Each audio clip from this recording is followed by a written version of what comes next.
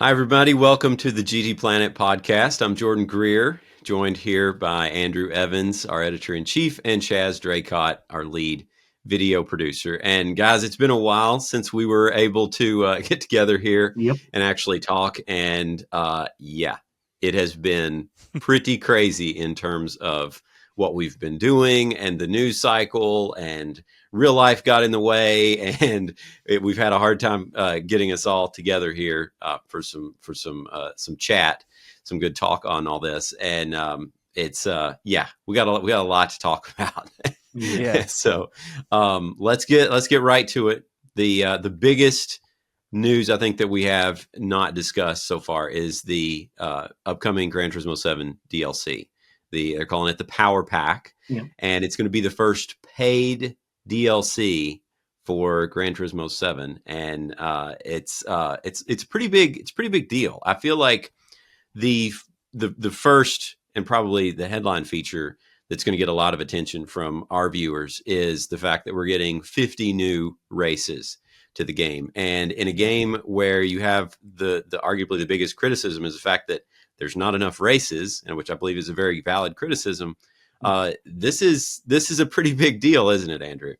Yeah. I mean, we don't actually know all that much about what the races are going to be yet. I mean, there's been some speculation that there might be races, there might be missions, might be a mix of the two. And I mean, the fact is that I think the standard game has something just under 300 races in it. So 50 races like that's basically a sixth of the game popping in for those who are willing to pay for it. And again, we don't actually know how much it's going to cost yet either, so that's going to be a fun one. But one of the headline parts of this is there is going to be at least one 24-hour race, and that's something that we haven't seen since Gran Turismo 5. How this is going to work, again, this is a complete mystery. Back in the old days when you were doing a 24-hour race, you could let B-Spec have a go with it, so you didn't have to drive it all. Or if you wanted to drive it all yourself, you could suspend the race when you pitted and save and then go off and do something else. Obviously, PlayStation 5 has the whole suspend feature, so you could just pause the game, put it into standby, go off, do something else. But, if you have kids who have access to your PS5 and they start it and play something else, you're going to lose that progress. So there's some questions on how that's going to work as well. And also, we don't know how many 24-hour races there are. That's also something of a bit of speculation. There seems to be some conflicting information between the announcement as written and as spoken. I think Yamauchi said, including a 24-hour race, but the written on the PlayStation blog said 24-hour races. I mean, there's that whole natural Japanese doesn't really have any plurals thing, so we don't really know what's going on with that either. We have seen a preview of some of the races in the trailer, and they look quite a lot like some of the fan favourite weekly challenge races, the special events that were created just for the week, like the Japanese Grand Touring Championship one and the DTM one, and it looks like they might be, we've been saying, bring these back as races for so long, and it looks like they might be doing it, but as paid DLC, which is, its own choice. Yeah, and another thing which I think is very interesting and perhaps telling is the fact that they're going to reintroduce qualifying to these races, and that's something that also has a lot of people's attention, because it implies that this is going to be the end, or maybe not the end, but the fact that they won't be chase the rabbit type races. Where you're starting out in the back and you're just passing everybody, which is something that I hate. I mean, that's something that I really, really dislike about the way that races play out in Gran Turismo. And Chaz, I know that's something you've seen in all the content that you've been making for us. What's your view on adding qualifying like this through a paid DLC pack? It's interesting that something as well usually seen in motorsport as qualifying is something that you have to add with a paid DLC to a game. That is a bit of a strange element, but I've never heard it described as Chase the Rabbit, and that's exactly what it is. It takes me back to the days of Ridge Racer, even Rage Racer on PlayStation 1, where you start half a race behind somebody else. When you're wanting to replicate racing like GT3s, GT4s, your GT500s, the categories where the cars are even, it takes away the whole point of doing that. If one of them's 45 seconds up the road to begin with, you're not all on the same grid. So I'm happy to see that it's coming in. I really do hope that the races don't remain a sort of, save all your fuel while also being 45 seconds quicker than that guy over 5 laps. And I think it'll be a good step. But I'm intrigued by the fact that we get so many more races as well. I think it'd be quite funny if it turns out now that all along the weekly challenges have just been a massive feedback form to get all these ideas out and just see what people like to go, put that in the pack. They're all shoveling it into a pack like a pick and mix. It's one massive bag of sweets that we've all chosen without knowing it. But I think that the formats and the different specialization of the categories will be good. Like we've seen the GT500s in there. I love that category. Who doesn't? At the end of the day, it's synonymous with Gran Turismo. But at the same time, it means that those cars get their own little corner because we have, so many Group 3 cars that they don't all fit in the same pot sometimes. They don't all come from the same series, the same type of racing. To have their own little focused corner like that will be great. So, I'm all for it. It's just strange that you've got to pay for it, but I get it. One of the things with the absence of qualifying is that I know that I think Yamauchi has said previously that it's essentially to allow players of all stripes to have the race that they want. So if you're fast enough, you'll be able to catch the rabbit and pass it. If you're not, you'll be enjoying a little battle amongst all these.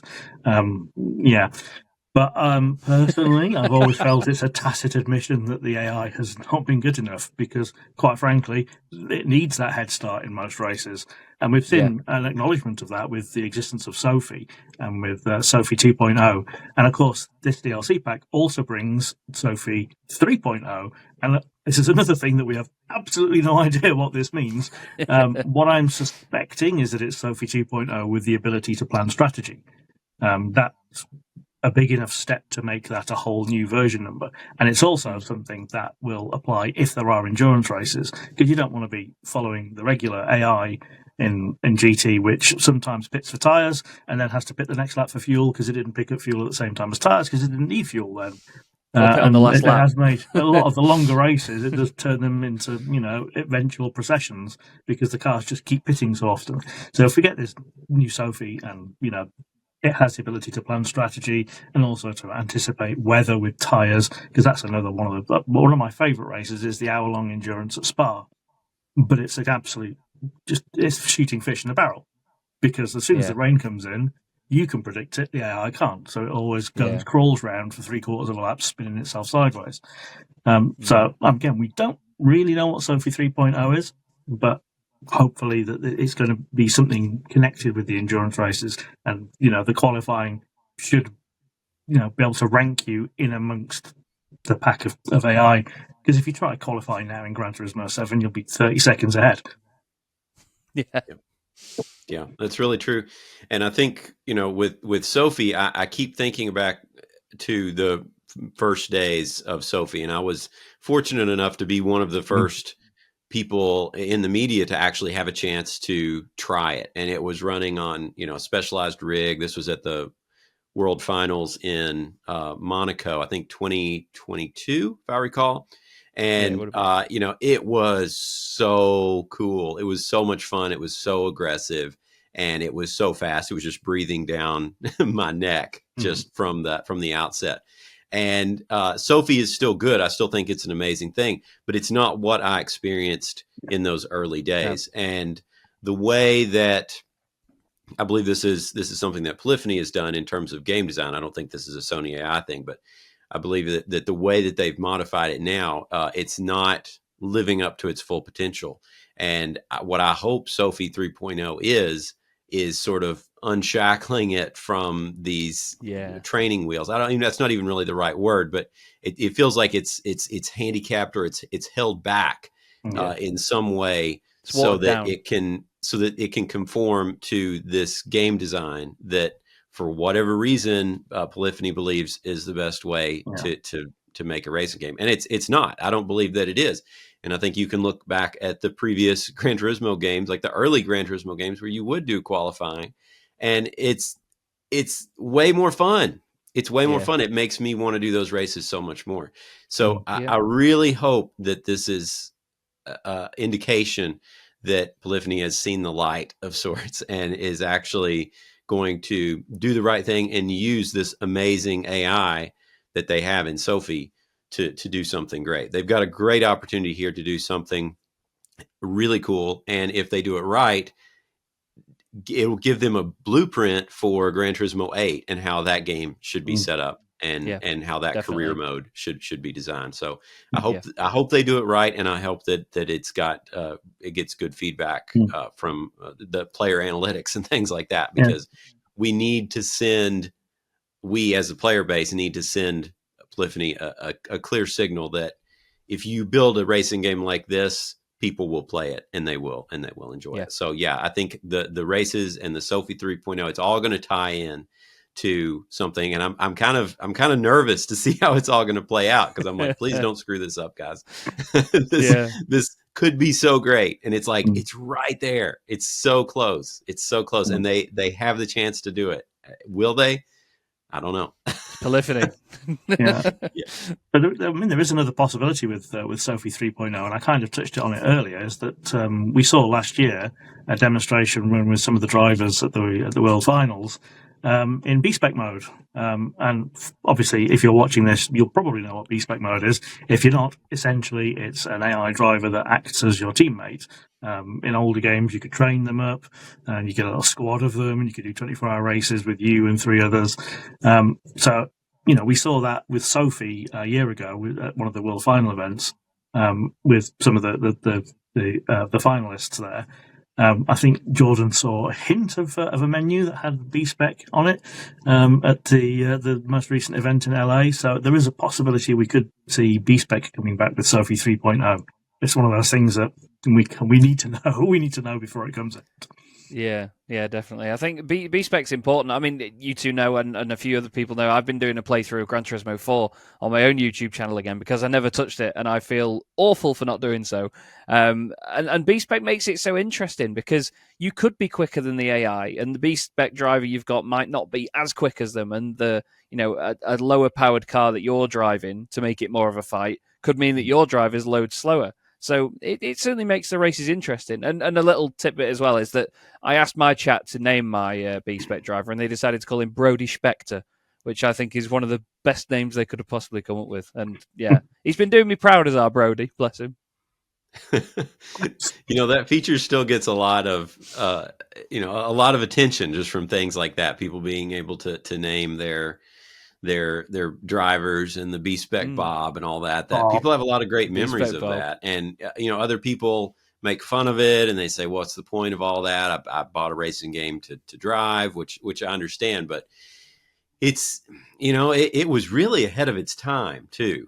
If you think about it, if we think about where we are now in terms of not just Sophy, but AI in general, it was very far ahead of its time. So I wonder if maybe this is setting up B-Spec for a big debut or a big return in Gran Turismo 8.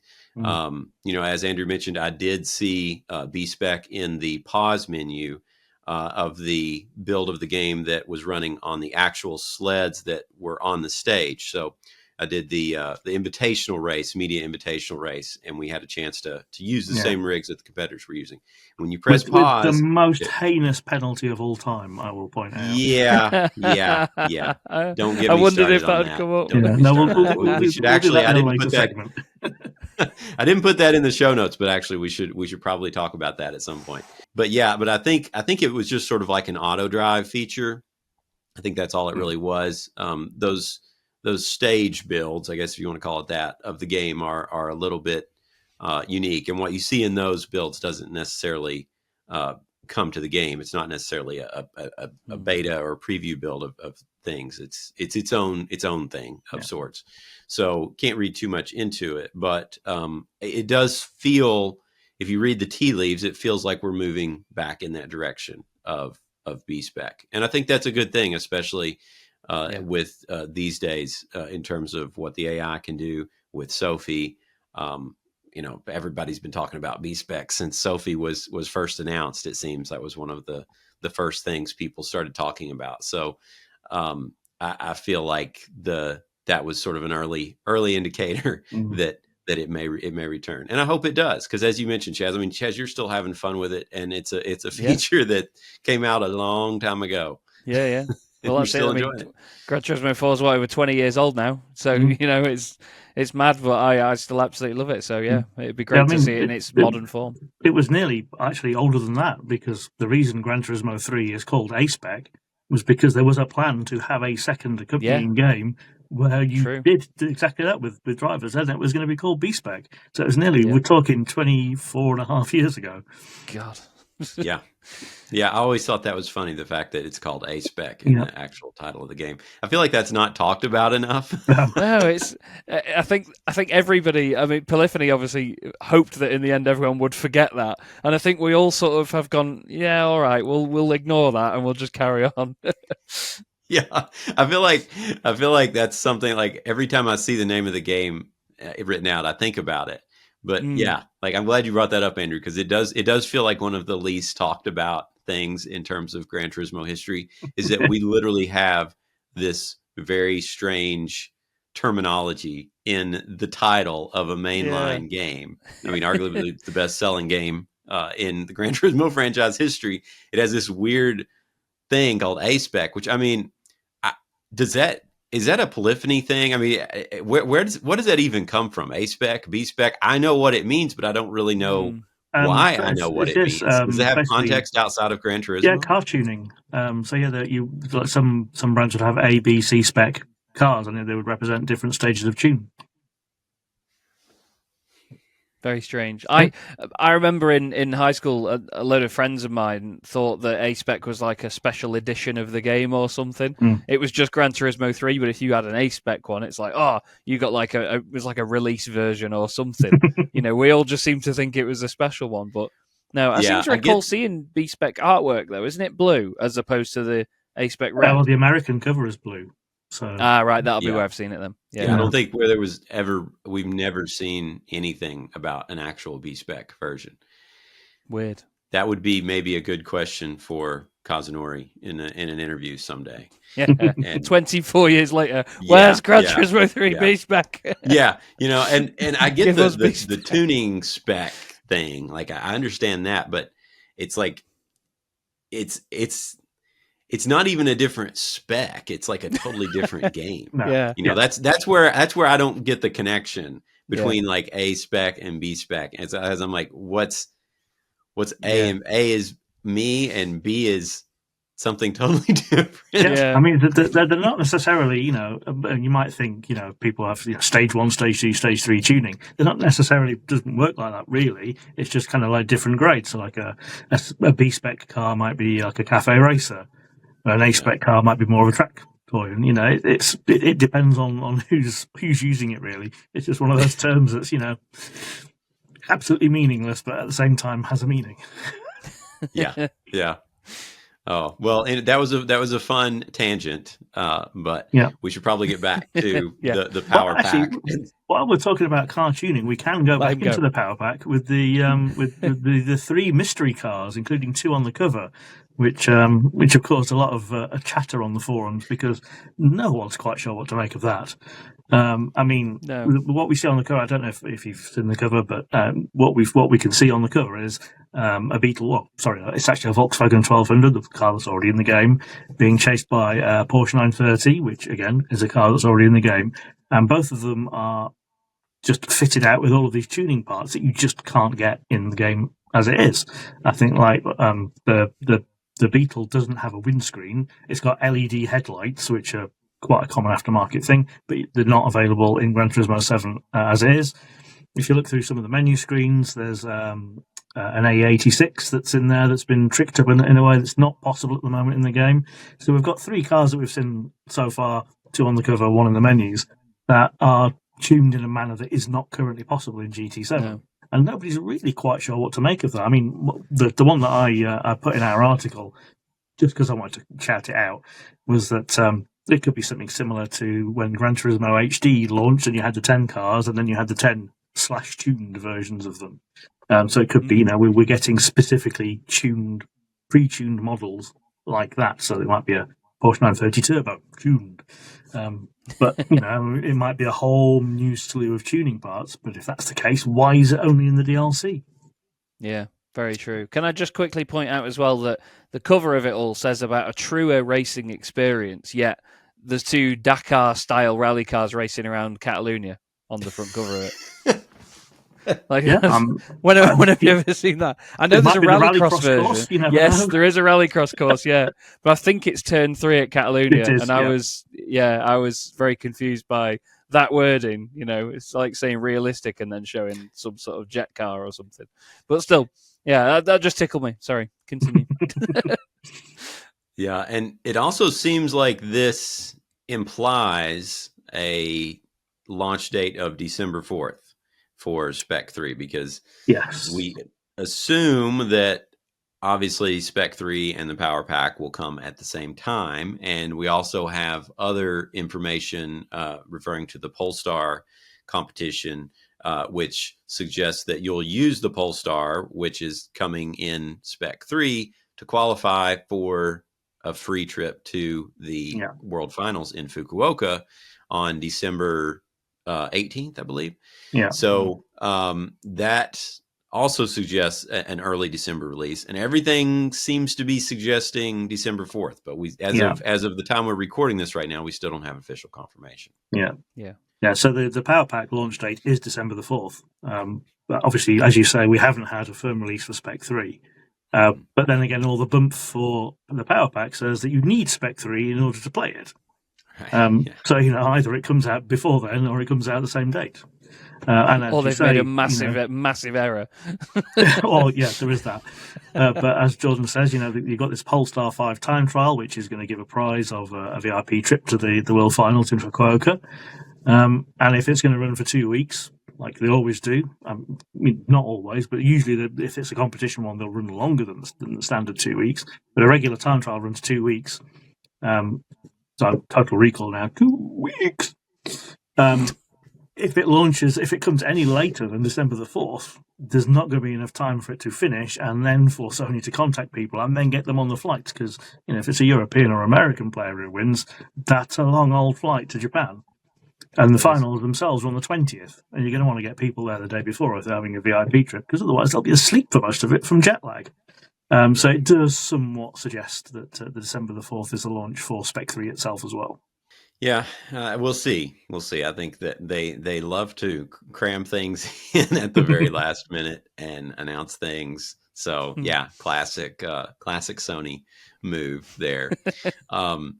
One other thing about all of this with the Power Pack in particular is that it seems to suggest with the Sophy 3.0 and stuff, this is all going to be for PS5 players only. Yeah, and that shifts that indicates a shift in the game, sort of a true separation now. I mean, we've had that for a while in terms of Sophy, but it feels more serious now because the PlayStation 4 version of the game is obviously being left behind, and I think that's probably a good thing because the PlayStation 4 is very old at this point. Chaz, I think you're probably the newest PlayStation 5 owner on this podcast right now. So, what are your thoughts about this sort of gentle retirement, I guess, of the PS4 version of this game?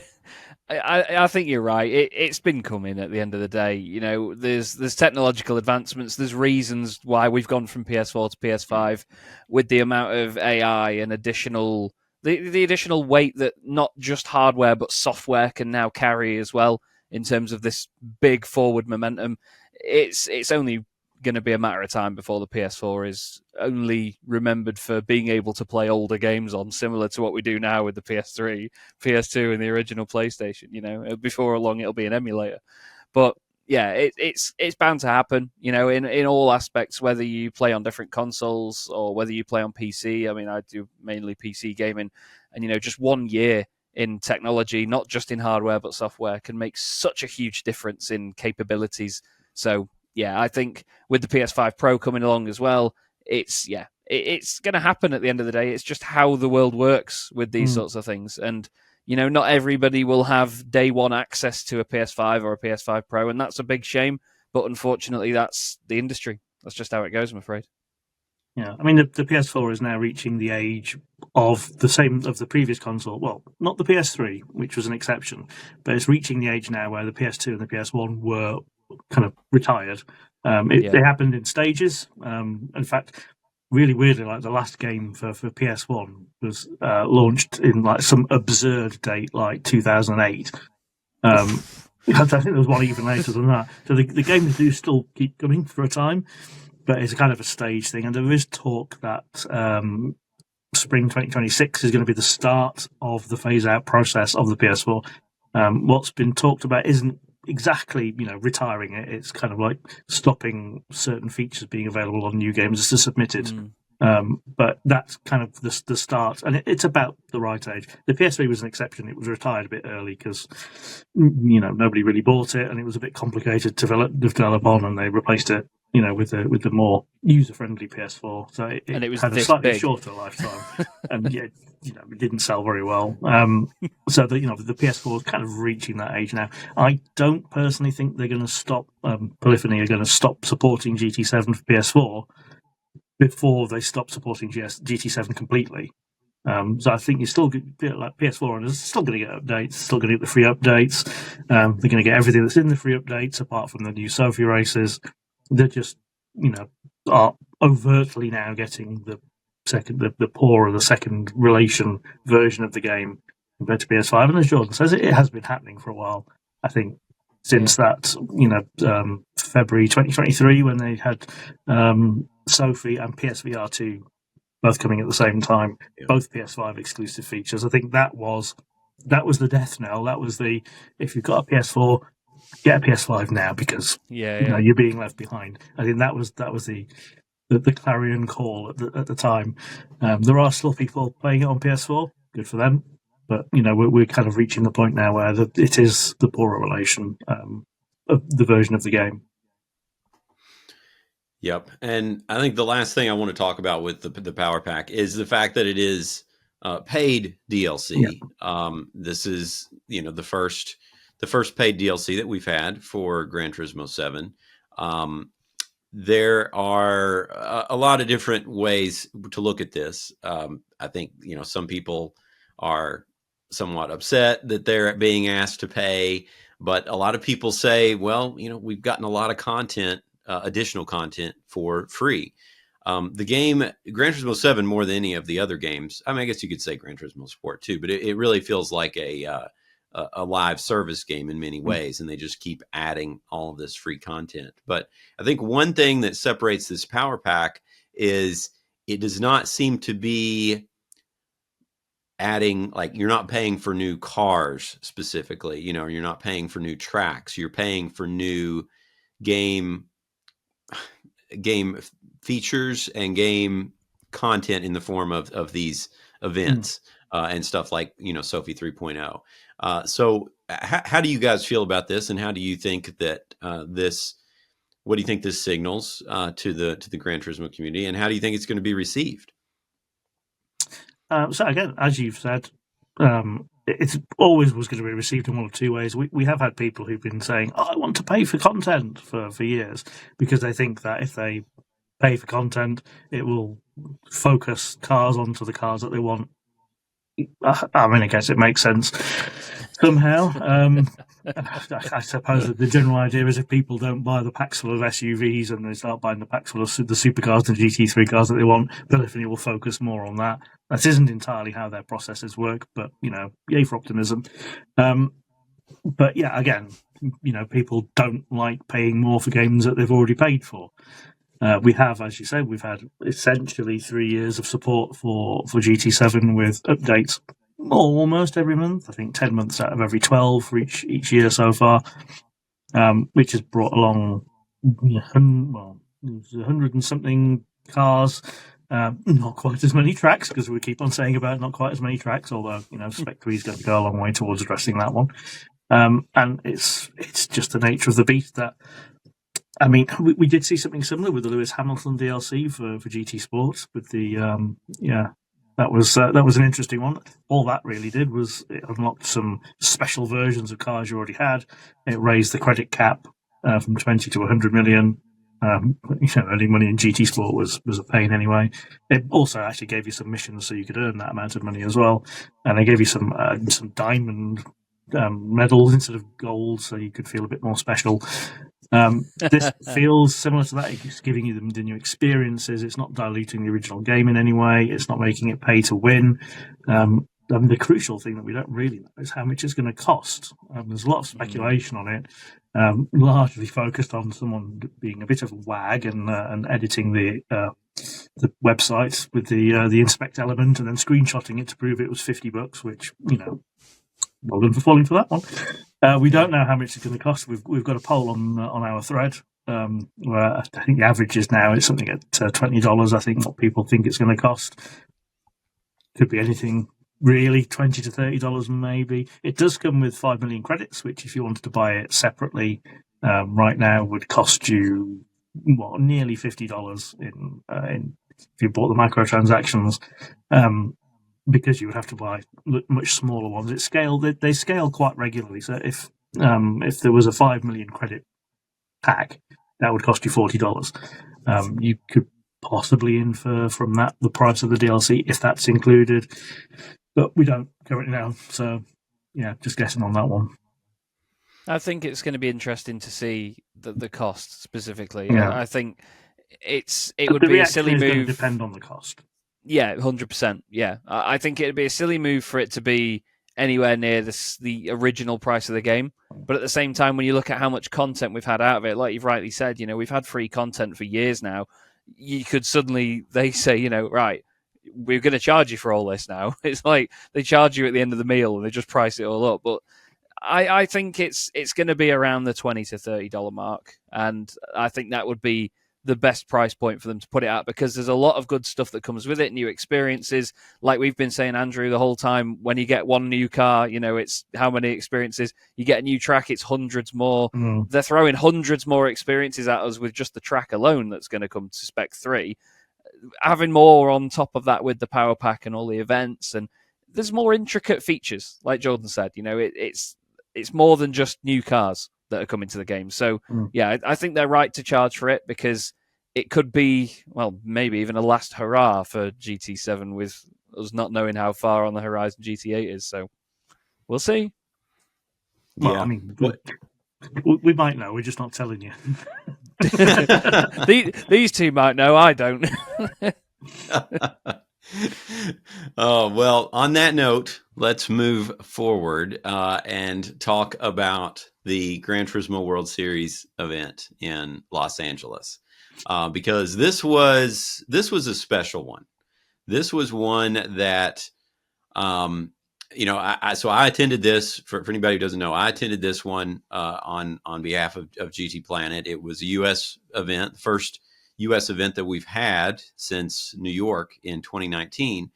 And I wrote an article about it on GTPlanet. We'll link to that in the description, where I go in depth in a lot of these things. But this event really sort of brought everything together in the way that that needs to happen for these events to be a success. I said in the articles that there's really 3 components to a successful Gran Turismo event, and that is the racing, which of course each one has. You need to have good competition. You got to have players that people recognize and that they can identify with and that they want to cheer for. That's one component. It's a deep component, and you got to have a good show and all that stuff. That's sort of like the foundation. Then the next level is you've got to have some type of content reveal, because let's face it, a lot of people are not following the esports side of things. They may watch some races, but they're not really tracking the drivers. They're not really worried about who's going to win or not. They may, submit their guess, on who's going to win some credits, but they're not really following it. But they will tune in and watch for new content reveals. And for the media, for people like us who go to these things, it also gives us an incentive to actually go and cover it, because there's a sense of excitement. We get to do interviews. We get to, meet different people that may be involved with the various car companies for a Vision GT car. But anything new that we can talk about for the game helps build excitement for the event, and it gets more eyeballs on the foundation, which is the racing, and it gets more people tuned in. And then the third pillar, of course, which is sort of, it's kind of been the weakest in all these events, but that's the sense of community.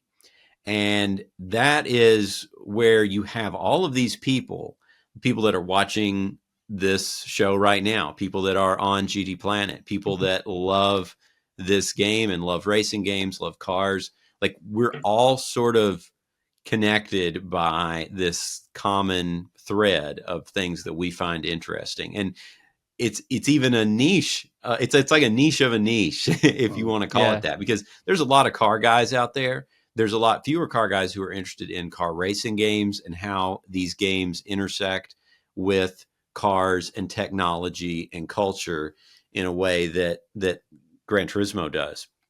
And we can only really connect with each other online. I mean, I think the fact that we are, like, the three of us on this call right now are spread across the world, yet we have this relationship is a testament to that. And the fact that GTPlanet is so big, yet it's so diverse and it's so spread out all around the world. We have 150 different countries in the analytics every month, and it's crazy to me. It's so rare for these people to be able to get together and connect with each other one-on-one. And it's a really, really special thing. But the one thing that can do it is a Gran Turismo World Series event. And it, more than anything else, because sim racing has its own, you have like the Sim Racing Expo, but that's really more of like a marketing thing for these, companies. It's basically either in Germany or like, they've done one, or they're doing one in Texas and that sort of thing. But that's not really the same thing. These Gran Turismo events are the one thing that bring people together. And I've seen it over and over again, where you have people milling about in the lobby and they're talking about all the things we're talking about right now. And they are finally having the chance to meet other people that are interested in what they are. And in many ways, I see that sense of excitement, and it's such a new experience for people. And I remember the first Gran Turismo events I attended. I remember that feeling, and I said, "Wow, like, this is really cool." It makes it so real. And so you have these three pillars basically that I think go into making a great event. Different events are good at different things. They all have, we have a pretty good baseline for the racing. Now, that's pretty well established. Production is good and all that stuff. Content reveals can be hit or miss. Sometimes we don't really have anything, and those are the most forgettable World Series stops. Other times we have things like Vision GT events or Vision GT reveals, which sometimes land, sometimes don't. And then the community side of things is the most rare. And this event really hit all the notes in all the right ways. I think the community aspect of it, I know I keep coming back to that, but that was just absolutely fantastic.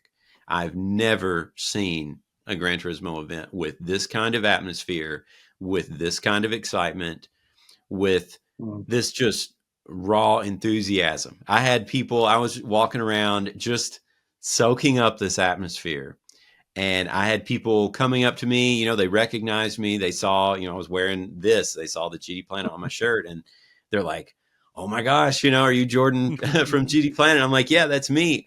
And they were so excited to be there. And I was so happy. I was so excited to talk to them because it was just pure joy. And how many things do we get to do that we get to meet each other and get to meet people like this? Like, it just doesn't get to happen very, very often. And, for most of them, it was their first event. They were having a great time. You can read their posts in the forum. They loved it. And it was really, really, really special. And one thing that I actually told the Sony and PlayStation people in my feedback on all this is I said, you've got something really special here, because you have people with a connection to this brand and a connection to this game series that most companies would just like, they would kill for that. They would absolutely do anything to have that type of loyalty and to have that kind of a genuine experience. And that is something which I believe moving forward, the World Series really needs to have. And then you marry that with the content reveal. So we had all the excitement about Spec 3. We had all the excitement about the Power Pack, which, most people didn't even realize, was going to be happening. And then you had the GT Award. So you had one car that was there, which was going to be added to the game. So everybody's like, what's it going to be? And then you had really good racing too. And you had a great show. You had a beautiful theater. In my opinion, as someone on the ground there, this event was totally unique. It was unlike a launch event. It was unlike a World Finals. It was unlike the Copper Box event in London for the GT Sport reveal. I think it's the closest that comes to this. It was like that, only done better and on an even bigger scale. But yeah, this was really something special. It felt different. I thought it looked different, and yeah, it was one for the books, in my opinion. Certainly seemed like it from outside as well. That's the thing, it's sometimes hard to grasp the atmosphere of these events from, back at base, let's say. But you could just tell that there was such a positive atmosphere and a positive vibe around it. People were genuinely excited. Even, watching it, we had people doing watch-alongs and all sorts, and you could feel that everyone was sharing that hype, and it's absolutely wonderful to see that. And you're right that there's people and brands out there that would kill for that sort of engagement. We do have the Sim Racing Expo, sure, but that's for multiple sims, multiple wheel companies, and so on. These World Series events are just Gran Turismo, and it's not just about the racing. It still has a game to connect to as well that people can play at home, so it's relatable. That's the key thing, is that even if you're not at the event, it is still very highly relatable, and you can see a car or a track in the game that people are racing on and go, I'm going to go do that now. You can feel inspired by seeing what they're driving and just go, I'm going to give that a go. And you can. And I think that's why they need to make sure they grasp onto that and keep it tight for as long as possible. Yeah, Andrew, you've been to a lot of these things as well. You've seen them. And I've been fortunate to get how to did it get come to quite a across few, you on the screen? Yeah, so I've been able to attend the London and Berlin events earlier this year, and you're quite right. In 2024, barely any of the events were held with media at all. I think it was only the final. And I didn't go to that. Was Amsterdam. I didn't go to that one. I could have swum to it. I didn't go. But there've been these one-day events, and we've been a little bit concerned about these one-day events because previously everything was over 2 days. So you got Nations Cup, and you got to do all of this activities around that, and then you had the Manufacturers Cup. Well, actually, the other way around. You had all the activities around that, but with all the racing being condensed into that one chunk, there hasn't been an awful lot of free time either side for stuff. So the London event that actually felt a lot smaller. I didn't really know what to expect because it was the first one-day event that I've been to, but it felt quite a bit smaller. From a media point of view, everything was fine. We met up in one space, and we went over to the event and actually got nice front row seats to watch the whole thing. There was the Xiaomi announcement, which that's the content for that. There wasn't any other that new car or new track stuff at that event. The racing itself was great, but it felt more compact and kind of a little bit more rushed than some of the events we've been to previously. Berlin felt a bit more expansive. There was more of a space, more of an opportunity for people to interact. There was a an invitational race. There wasn't an invitational race in London.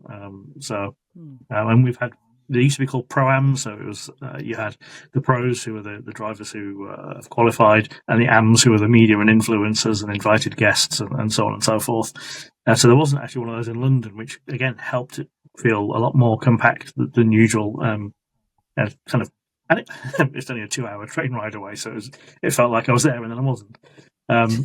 The Berlin event, obviously, it had this invitational race, which we'll just have 3 of the fastest gamers in the world, and then me That was in the Opel Corsa, which obviously that was the Division GT, which was revealed there, bringing back the Opel brand. So that caused some excitement. And the rigs set up in the foyer, and people had a chance. And then the merchandise, like the World Final T-shirt that's behind me here. So there was, it did feel a little bit more community focused, but again, nothing quite on the level that LA had, which was this whole motoring extravaganza with the I forgot what they called, the Fan Fest, wasn't it? The Fan Fest, with the car park. I've seen the pictures of all these cars. They bring a range of cars for display, which are not necessarily linked to the game particularly.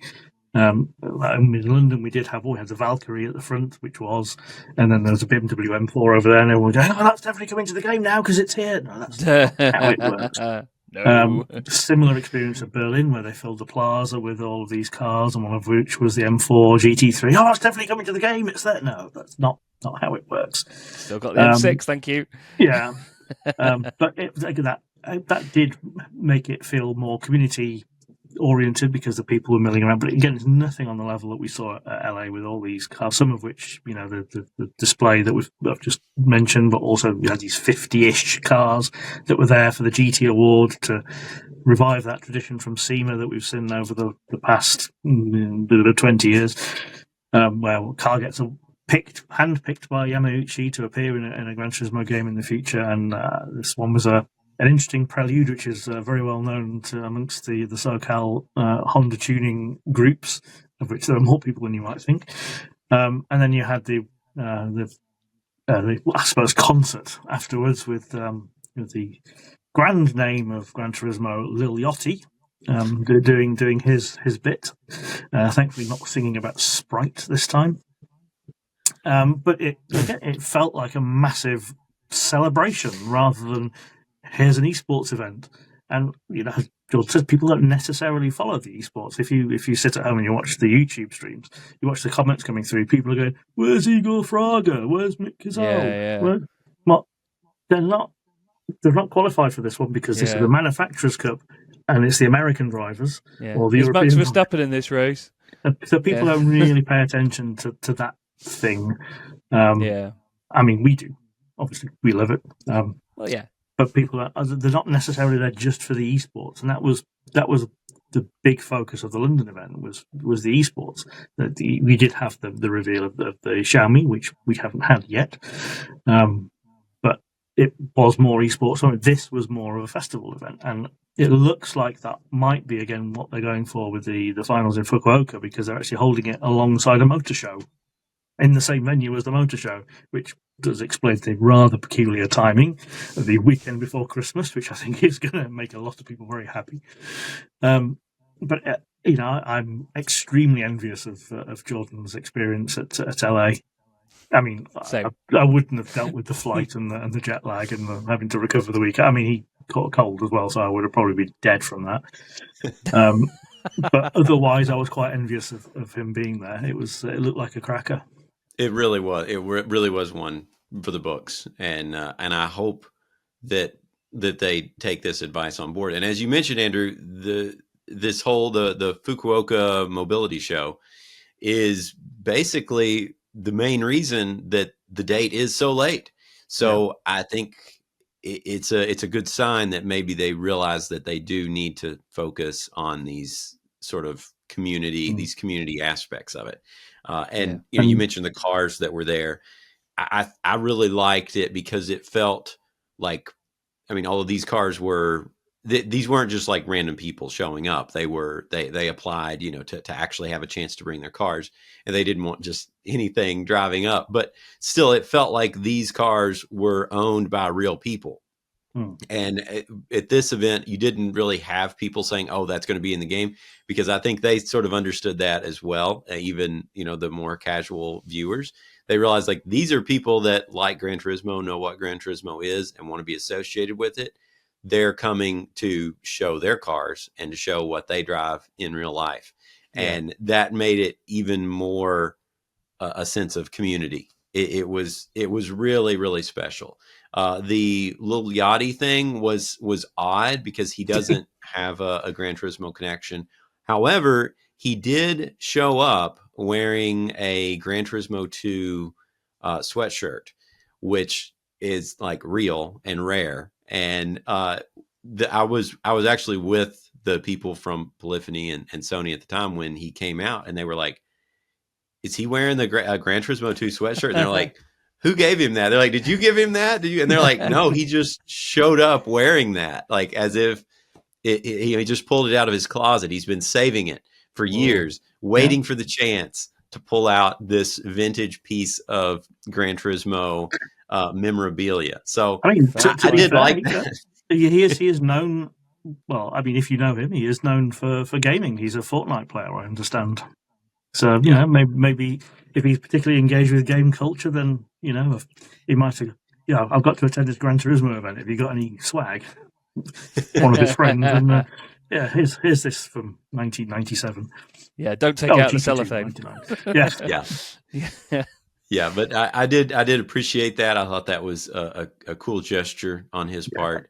I think they choose musical acts like that to bring in new people that may say, "Hey, you know, I like Lil Yachty. Let me go check him out." And oh yeah, this is cool. Look at all these cars. Wow, here's Gran Turismo. Maybe I should start playing this and check it out. I think it was more of an outreach to bring in new people. So I understand why they did it. I understand why a lot of the hardcore fans are like, Lil Yachty, you know, either who is that or why. I mean, I get that reaction too, but I understand the reason. And in LA, you know, a name like Lil Yachty is a big deal.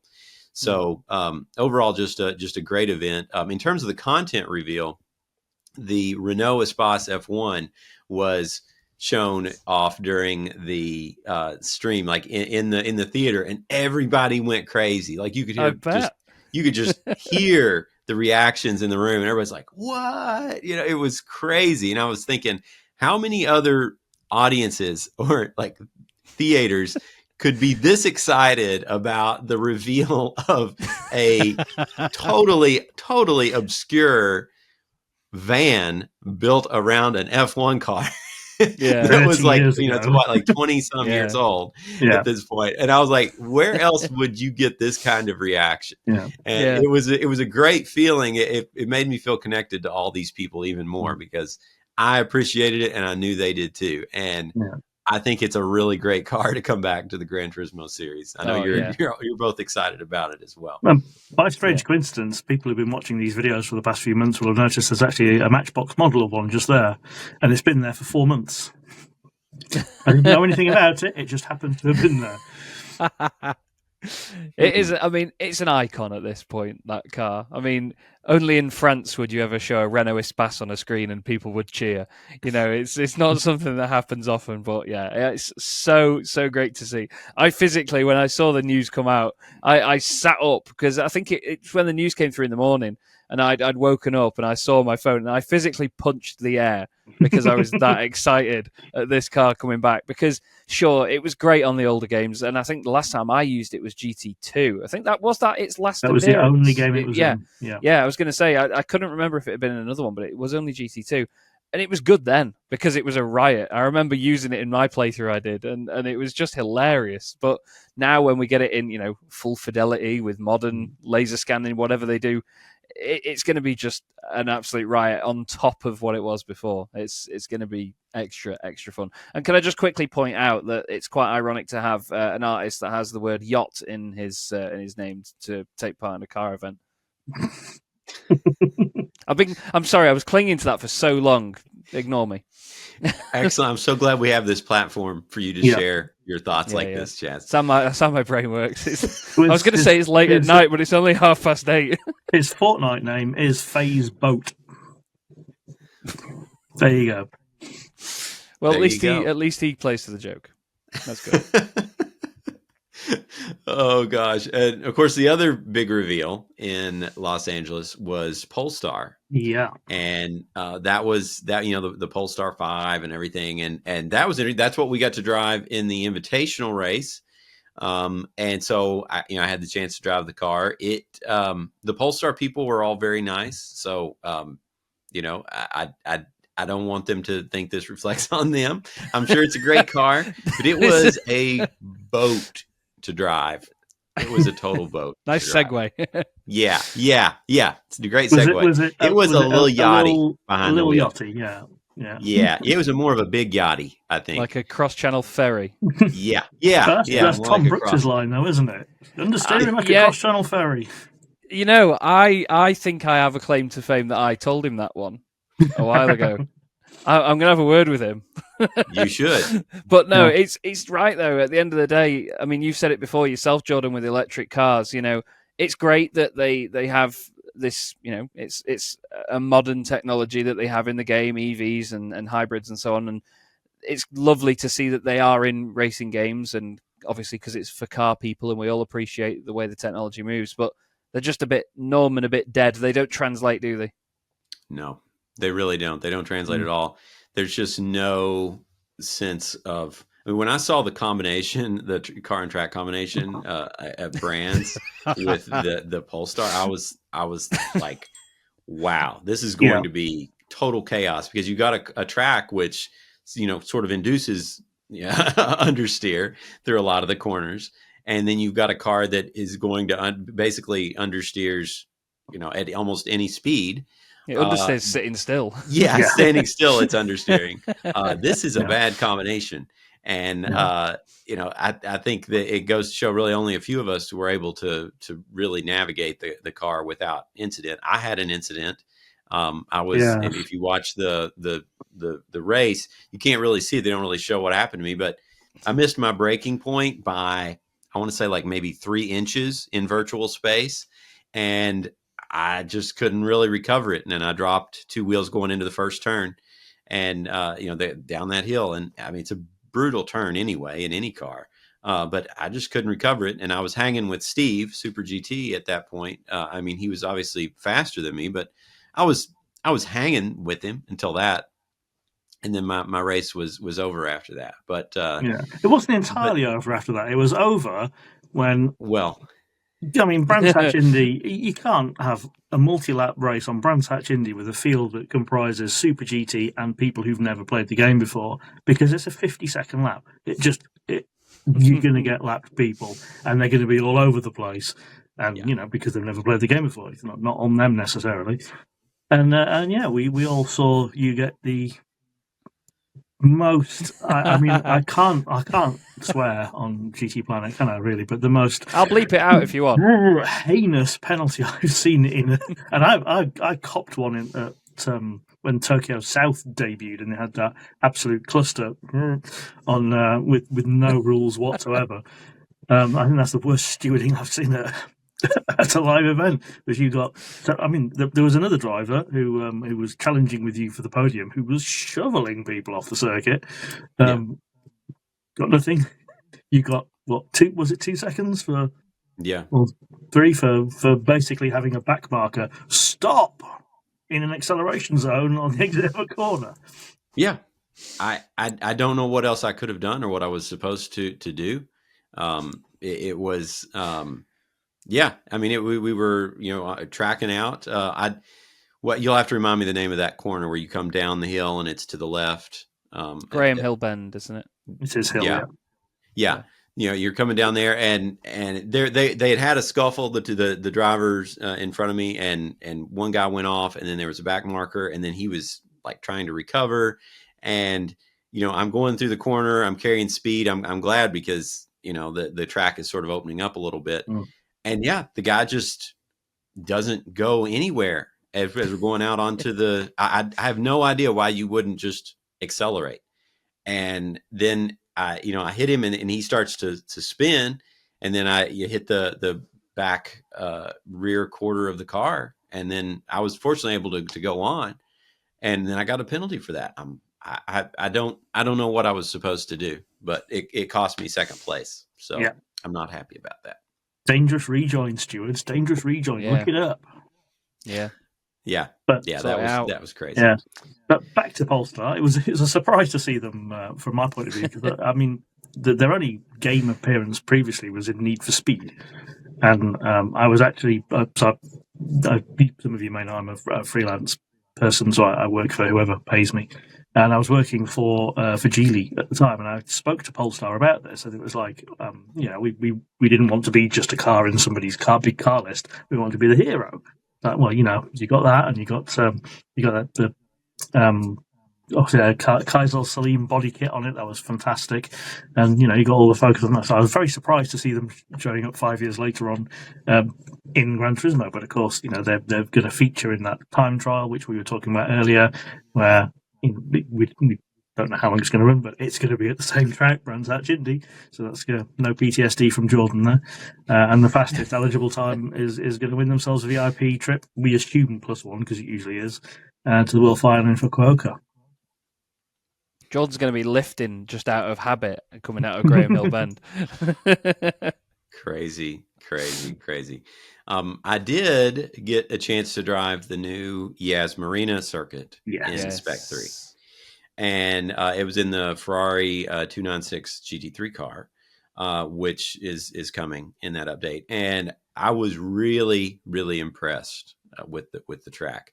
It looks great at different times of day. There's a surprising amount of just general texture to the road that I could feel coming through the steering wheel.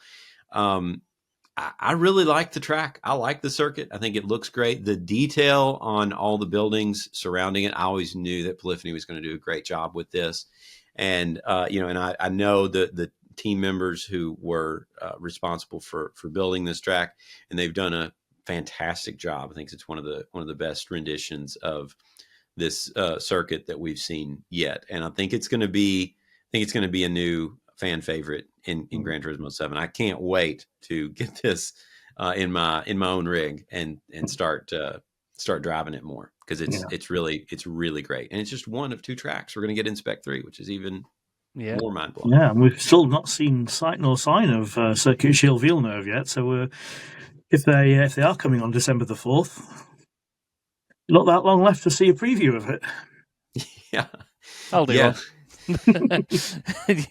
I'm so excited for that, though. I love Yas Marina, but it's a Tilkedrome at the end of the day. It's a straight and a sharp corner that's really awkward for a Formula One car. It's what it does.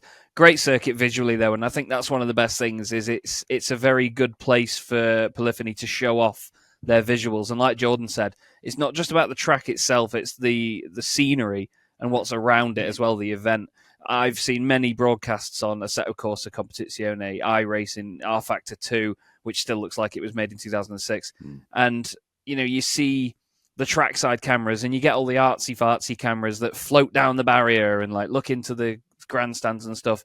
Heck, I even saw a broadcast on iRacing last night as well in 2025 that had a camera on the floor, and it looked like the floor was 144p tarmac. It looked god-awful, and I don't know who set that camera up and thought, yeah, this looks good.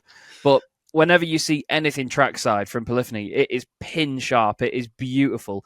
Every element is completely nailed, and I think they're going to do a really good job at Montreal as well, because there's a lot of scenery, there's trees everywhere, sure, but there's beautiful buildings, there's a lot of water around it. It's going to be a fantastic scene, more than just a racetrack, and that's something I'm very, very excited for. And to throw it into every possible wall that I can, because I will.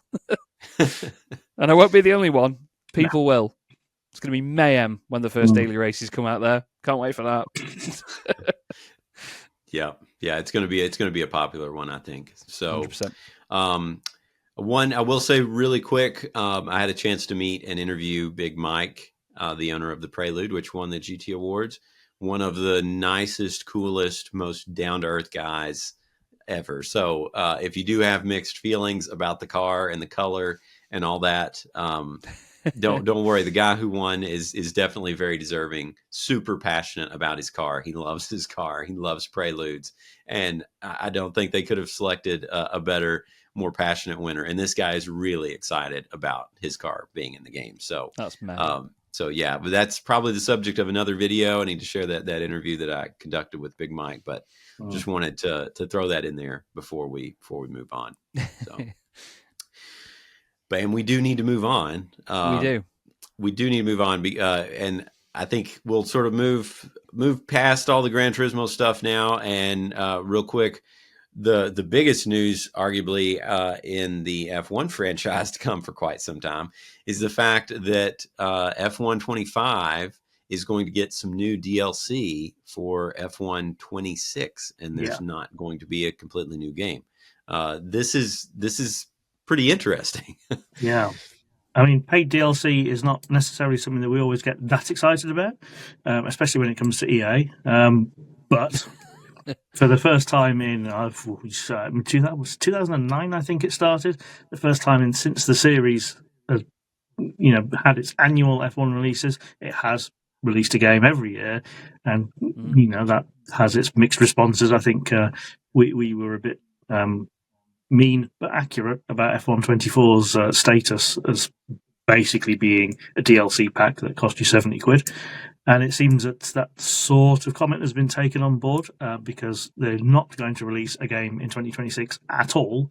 It's just going to be a DLC pack for F1 25. So if you already own F1 25, you'll be able to, and again, price not known yet, it's going to be probably spring next year till we find out, you'll be able to buy the tracks and cars for the 2026 season.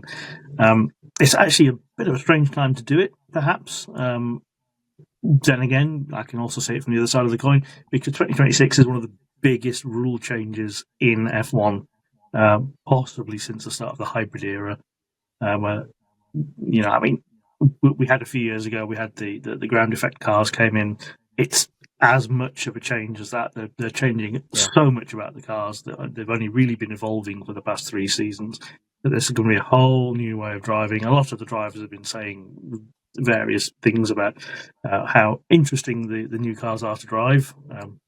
Bad, meaning difficult, from one of them, and others are saying, "Oh, you just need to get used to it," But it's one of the biggest changes in the sport in some time. So it's a surprise that it's not getting a dedicated game. On the other hand, this is going to take an awful lot of work for them to replicate these new cars.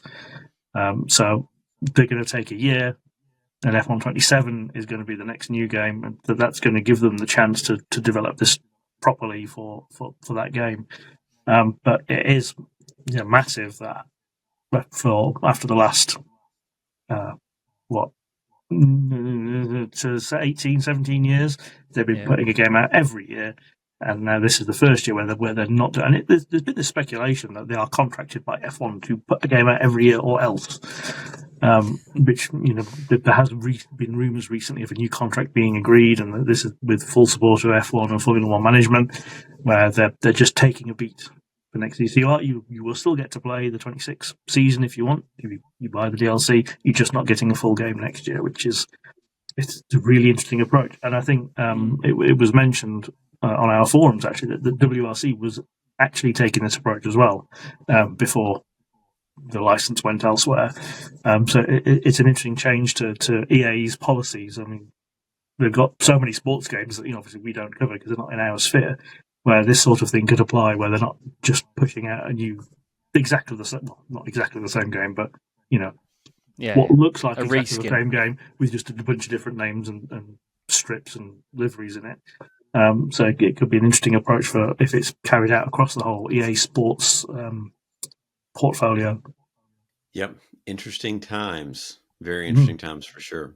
And then speaking of new games, of course, we have Rennsport and we have Project Motor Racing, which are 2 significant new titles. They're so significant, we're not going to talk about them in this show, but that is something to watch out for because we want to give these games the time they deserve. So we'll be sure to put links in the description to both of those. We're going to have Chaz is doing sort of his first initial impressions, and then we've all been playing the games, and we'll be talking about that. First up will be Project Motor Racing, of course, and there's a lot to say. There is. So keep an eye out for that. But I think we'll wrap it up there. And as I said, be sure and subscribe, like this video, and keep an eye out for our new Project Motor Racing review, which will be coming up. Should be coming up next. Yes. We'll see. But great chat, guys. Good catching up with you. Cheers. And we'll see you next time.